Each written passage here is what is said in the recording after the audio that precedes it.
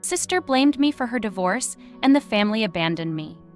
5 years later, my niece rolled up with a check for half my inheritance and said I was free to go. But I refused and told them she must stand trial. So, when my 40-year-old sister Alice decided to leave her husband Sam after 12 years last winter, I never expected their lawyer would name me in the divorce papers. I found it ludicrous that Alice and Sam's divorce attorney would drag me, an innocent party, into their family drama by claiming that I was the reason for Alice's infidelity, calling it undue influence.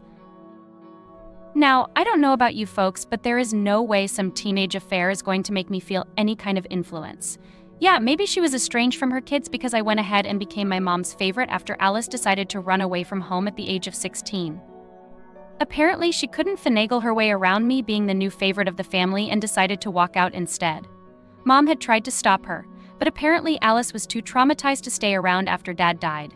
Our family loves to gaslight, if you couldn't tell.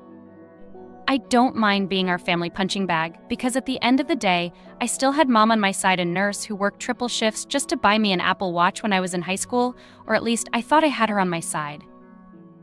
Sam had come to me with a truckload of documents that were supposed to be undisputed in the divorce settlement, showing that Alice had apparently hired Sam's best friend, a camera operator, to hide cameras all over their house to catch him cheating. They were also supposed to catch their children misbehaving, but, kids are kids. I hated their kids, but I did not wish to see any embarrassing content or revenge garbage on the internet. Naturally, I gave Sam and that document lady a hard time. Like, how is the document I am holding right now undisputed?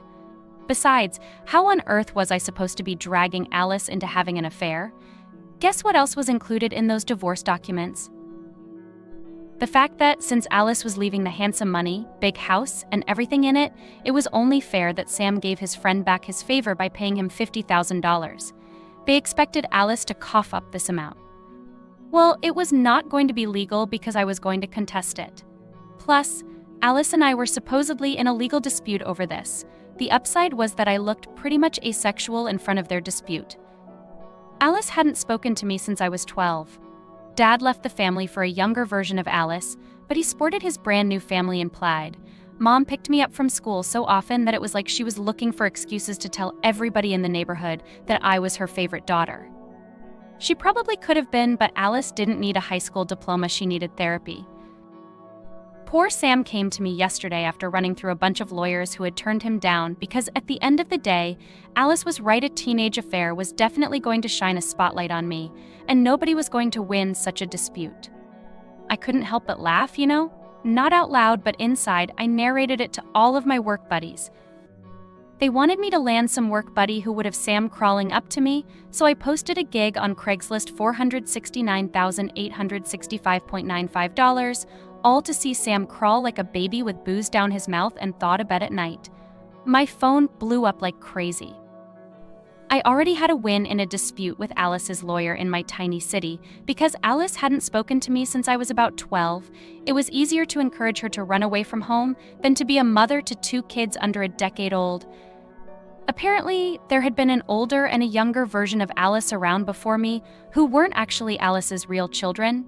I thought they'd died, but apparently they'd been given to the first husband to be adopted, while Alice raised a new pair of children to make Sam happy. Truth be told, Sam went out to Thailand twice in the past decade. We knew each other once with me in my 20s, and then about 5 years later with Scott, who had been helping him out since high school. I remember I had tried so hard to sell my apple juicer on Craigslist for like $200 because that was how sore my throat was that night when he told me something about his time out there. I don't know. As soon as Scott and I got back into town, we tried to find a lawyer different from the locals so they wouldn't take the case. I made it clear to Sam that I wasn't in for anything sexual this time around. But between raising the kids and running around with Scott in the evenings, I had no time to go out. Which was probably why, when we introduced Scott to Alice at the town square, she ran a swift hand down his cheek so he could take his other hand and run it through my hair, yanking at it almost to give him a headache. She had tried to invite us over to her place for dinner because, well, family. Screw such sisters. I hadn't even seen the 2 kids with her. Maybe she had eyes. She was drunk out of her mind, to be honest. She explained to me then that the reason she never really connected with me was that, growing up, I was afraid of her. I mean, would I not be? She was the family favorite and I was just the overweight child. Maybe she was just jealous, I guess. I remember how during one of her visits to hang out with Mom, she'd heard some boys laughing at me in school, and I just couldn't punch them hard enough to break their front teeth. They were bigger than me, I was fat but short. That evening, lying next to Mom on the bed, she kissed me on the forehead and told me I'd get prettier and thinner with time. I realized now that it was just her way of making me feel safe, but she was right just in time. I got thinner but lost a good deal of height. Still beautiful though, just not as tall as I imagined I'd be when I was younger. I imagine Alice was trying to make a pass at me, trying to point out that the kids were now older than I was back when she was in high school and I was still in elementary. Not sure if she wanted me to bond with the kids or not because she made a big fuss about me not being able to bear children of my own. And that was why I spent my weekends having all my fun at the museum, which was enjoyable. I frequented all my public library like schools, but I knew she didn't mean it as a mean girl thing. Not because she told me she had tried to tell Scott, who ran his hand through my hair, that he was dope. When Scott and I got home, I was on the verge of a breakdown, but I didn't want to show him that he had helped me out through college and gave me his other apple juicer when mine was struggling, but I couldn't. I just couldn't. The memory of Sam, drunk out of his mind the first time I and my ex brought Alice home from one of our trips, destroyed it, and the fact that Scott was trying to be nice to me because his stupid friend was all over my face. That was Alice's way of trying to have a family with me. Trying as in, you can't run around making your golden boys for the people you don't already know you have kids with before getting married. It's all about family for Alice. Yeah, no wonder she and Sam are getting divorced. And I found out, after all our treatment in this small town, she had struck up a conversation with Scott, took him to her place, cooked him dinner, and got him that stupid out of his mind.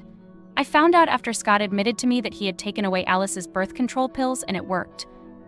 I didn't like to go out, not because Sam and I were best figurative friends, but because Sam was just the prettiest straightforward man I've ever met. To the point, to the dot type of straight.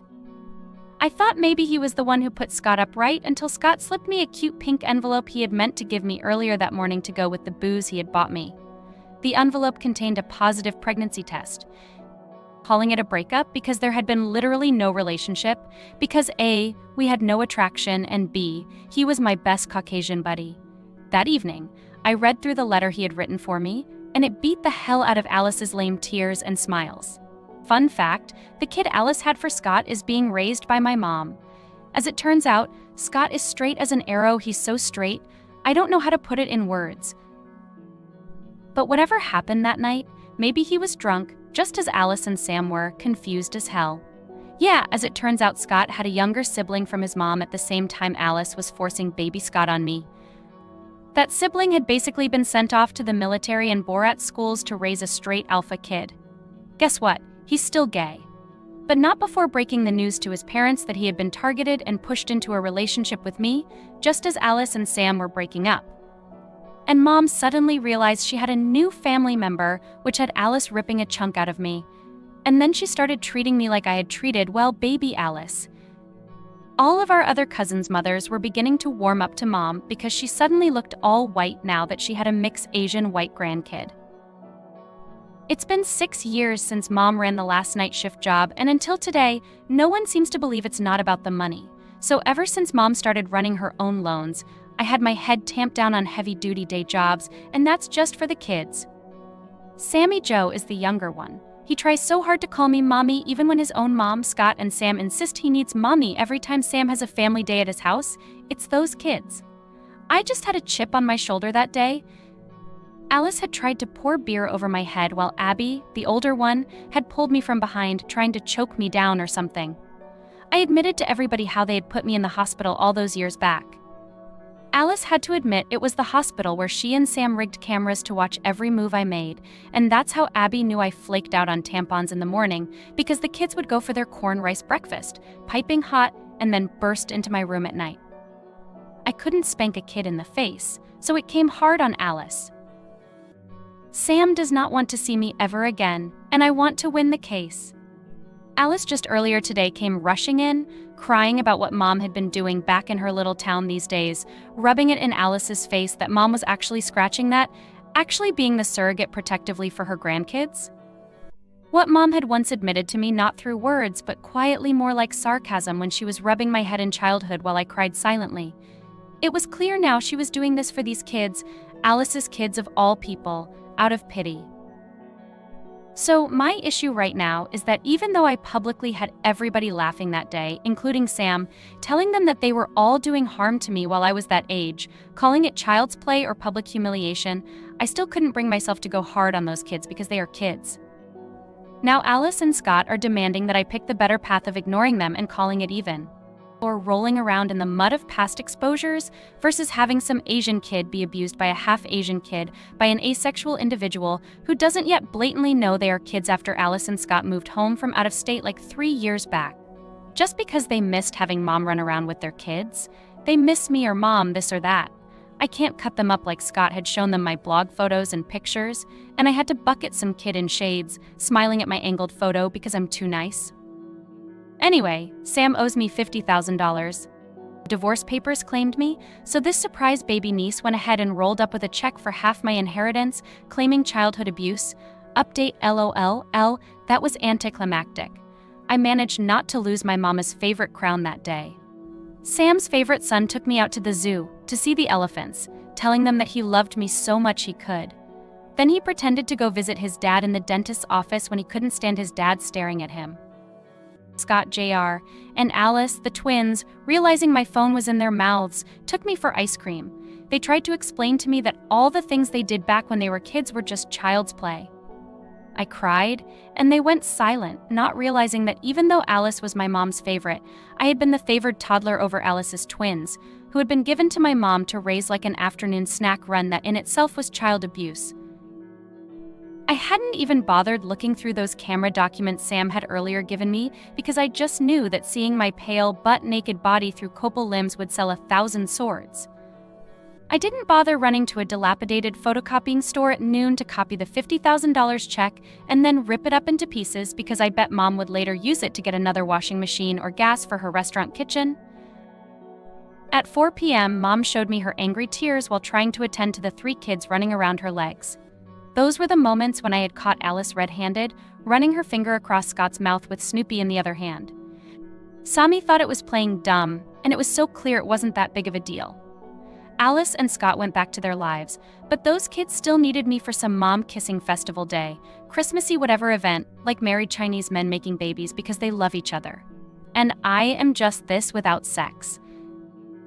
When Mom followed them out, screaming curses, I just shut myself indoors. It was like a dry sob, like Mom used to do after Dad left. He probably spanked the kids red after what was likely his very first beer of the week at the dentist's office after he saw me. Oh well, at least Scott tipped me for babysitting aunt giving and tried to send me an envelope, calling me the Asian forest aunt. That kid has balls. Well, today is day 2. Alice and Scott took off without the kids and went right into town snap, right to my face. They beat the heck out of me. But no more. Scott, the one I used to kiss on the cheeks when he was younger, punched me in the left ear. He took my left ear Matthew's Nordic bauble doll and ripped it to shreds. Then they were hissing at my left ear without saying anything at first. Alice went banging on my mom's My House door upstairs while dragging one of the kids, all red and swollen with dirty clothes. Yeah, Scott tried so hard to ignore me, but I bet him his father had somehow managed to take out his rage on the twins, the sports twin boy and girl, the soccer stars of the year. Sammy must have been taken to bed early because I heard nothing from him. He's probably sound asleep while the other 2 tried to keep quiet playing with Dino dolls. I can't believe it. I babysat these kids just yesterday as Alice and Scott unconverted themselves. Alice looked clean, so I'm betting that kid must have gone off feeling angry, unconscious, and self-blaming for passing the task on to Alice, whom I believe to be sober yet school-beaten, and took it out on her dwarf twin. This was her angry fit. Out of anger, feeling sleepy and restless, I just grabbed the shotgun to show how serious I was this time. I had to let them wait for a long time after Alice went upstairs, after ripping that bauble, before I sat the kids right down on Scott's bed while I stood watch with the gun, just on these 2 twins, explaining to them how incest would work with their naked doll mocks, sexually exploding them. Disney pretty cartoon-style, voluptuous dolls. Meanwhile, brother couldn't sit through schooling and would drag it to his dad, going through that door with his dad to discuss what sex was meant for and all that serious babbling. I had deliberately made the hour drag on long enough until their mom came banging on the door. The funny thing was, other than trying to rip my ears off and that other blown-up soccer doll apart, it looked like they had never known what their mom had actually left my mom to do, run around the city with their baby cousin, Alice. Probably for the first time in their lives, their mom returned home after her business hours, and they actually had a sweet, fresh, untouched aunt, Alaska, sober. They were probably starting to realize the stuff they were doing around me before. Anyway, Scott must have realized his son wasn't hollering out for him because he burst in, half surprised and half ready, laughing. He then started bugging his sister, telling her that she was now such a big girl who kicked just as hard as her mom did, and that was why he never really sensed any boredom in the bedroom while sleeping. As he walked back with his boy, he didn't quite close the door hard enough to prevent a strong, serious yet drunken guffaw from echoing through those doors. In his pretty caricature, with naturally chilly yet hot, cold pee-pee tongue Carla Queen eyes, he said, "Sister, sister, sister, sister, not the least bit fast under the gun." Those twins explained to me that everything I did to take out Alice was just child's play, so I was okay with this. Alice invited me into her room, and I could see how alcohol-soaked yet angry she was at the whole bunch of us. Her frustration had her blowing up at Scott that morning and then yelling at both of the twins, blaming them for being sneaky enough to sneak in and make noise while she was drunk, trying to sleep with whatever her business associates called a no-name out there in the city. The twins had returned from their 4-state vacation with their fascist dad, spending their days boozing it up with his friends from sunup to sundown, whatever field hockey was about school for Mommy Alice. The thinner of the two had biceps that were alarming, yikes. Alice needed to remind herself that she had some men's flesh in her bedroom before she had my ear, especially as she stood at that nail-biting spot, preparing to empty that beer down her throat. Well, if the shoe fits. She zipped through the sexual conversation I had with the twins like a flash, because they were young kids, really. All I needed was sleep. A lot of effing sleep. So I ignored Alice and went back to my cheap, frosty, spinning bed next door. But she knew I walked out that door naked, and I knew she knew because I wasn't wearing her clothes. She stood by her door, dressed yet crying, which I knew she knew I knew that it would have been her going there. I went back to bed, and if it hadn't been for Sam doing his floss thing upstairs, I would have actually thought he forgot something downstairs and that he was whispering like that. Nah, with God sleeping naked with ladies. Well, if the shoes fit. These two left without their kids this morning. One could bet that the kids were not yet fast asleep because the teacher was going to take them that weekend to see Frozen 3 on the Broadway stage. The Disneyland kids are givers, not takers. These two didn't quite greet me when I got home, but only whispered as if Mom were there. I don't know. Update so Sam left for his business week, whatever that is, early in the morning on a Monday. Alice burst into my room, head first. It was so early in the morning, and without Scott to itch my ears or the knife at my throat that he had left in my room, I felt a sense of unease. I wondered out loud what they were doing in my room while I fixed the stitch sock doll. Alice pulled it from my hands and tugged the doll's socks over her arms, almost affectionately, until they were easier to spy on her younger self that they were meant to represent, or something like that. Scott Jr. started yelling at his mom for taking his property so early in the morning while Alice was at war with herself over me. She told me that the sock she had was from her room and mentioned the one before that had been folded and packed in the washing machine. Meanwhile, Sister Lisa was calling out that she had a leg sports practice at school before heading to sleep at my mom's place. Alice had rushed the kids to school late that morning, telling them she didn't have enough time to get them breakfast before having to catch up. I would probably bet $1 million that Lisa made breakfast that morning, but she had never been close to fat like me. If all older kids show off their every irresistible, choppable, touchable touch, leaving behind abs, there were dollar kinds to be made. Fat types aren't even pale enough to afford it. Alice told me she planned on making them dinner later that evening, perhaps with her fist or something similar. She left wishing it wasn't her kids that had been taken to school earlier that morning, but me under her hands.